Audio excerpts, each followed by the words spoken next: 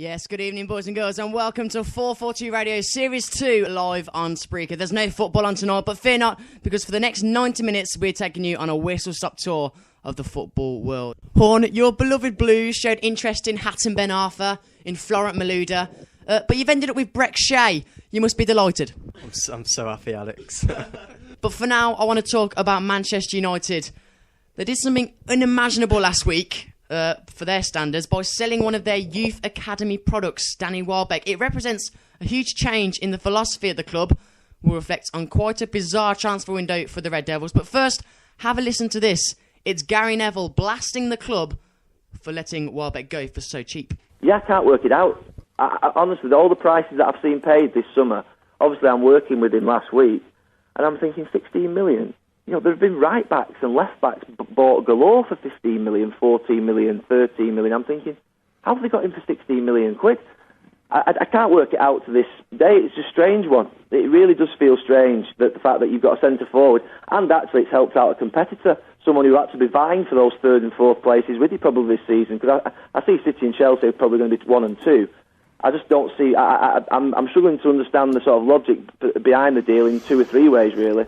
Yeah, I think that is the most surprising thing, that they've released him to another club who's challenging for the same positions. If not, most people probably believe Arsenal will finish above Manchester United this season. So they've sold Welbeck to Arsenal. Do you think that was the right decision, Dan? Not really. The last time we saw something like that happen was Van Persie to United, and he practically won them the league. So, Carl, it's a very surprising move, isn't it, Welbeck to Arsenal? You weren't expecting that one on transfer deadline day? Full of surprises. But yeah, they'll both be fighting for Champions League, and I just think it's a stupid move. A stupid move for Manchester United, or a stupid move for Welbeck? But good for Welbeck, because they'll get first team football, because they've only got a Yaya, Sonogo and Giroud, which ain't the strongest of strikers. So I reckon it's a decent move for Welbeck, but not good for United. Tyler Blackett is probably the worst player I've seen in a Blues top. He's terrible. I don't know how he's gotten... I know there has been some bad ones, but how the hell has he got into United team? I mean, what has Van Gaal been smoking? My memory of Tyler Blackett was last season at St Andrews when they played Burnley, and Tyler Blackett had the ball for a throw-in, and he just threw the ball. He went to throw it back to the keeper, but didn't actually tell the keeper, and just threw the ball straight out for a corner.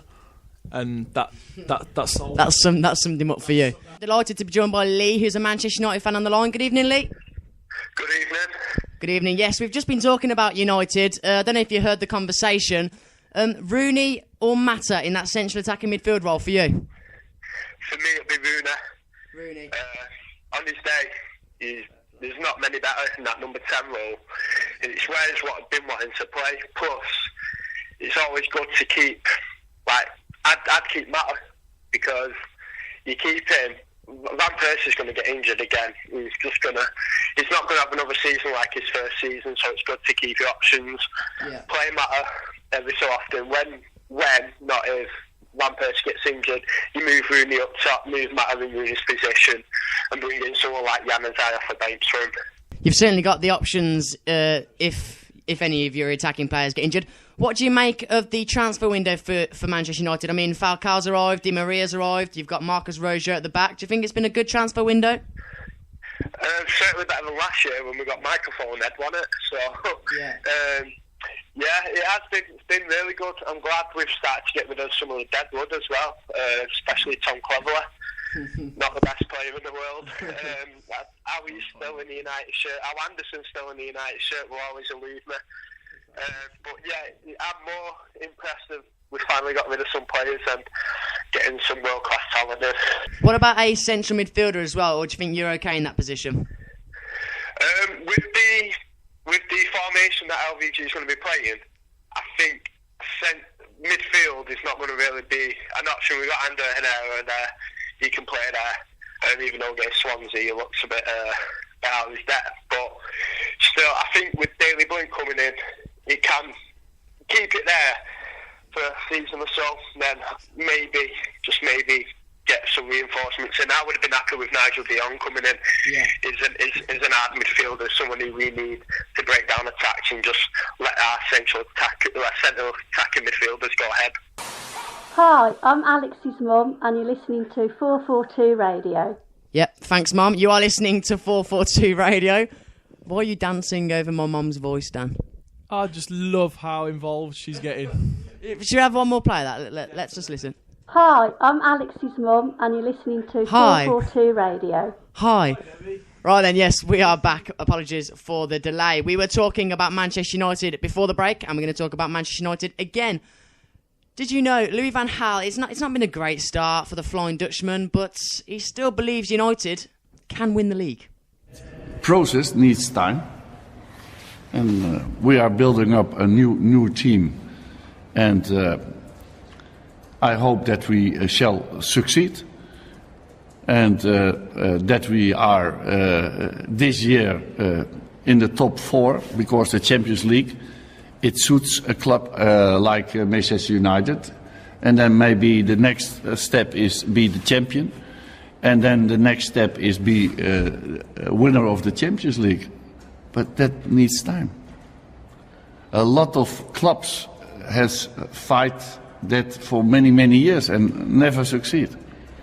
We can be the champions still, in England now in my first year. Now maybe you shall laugh, but okay. Also in my former club, I have started like this.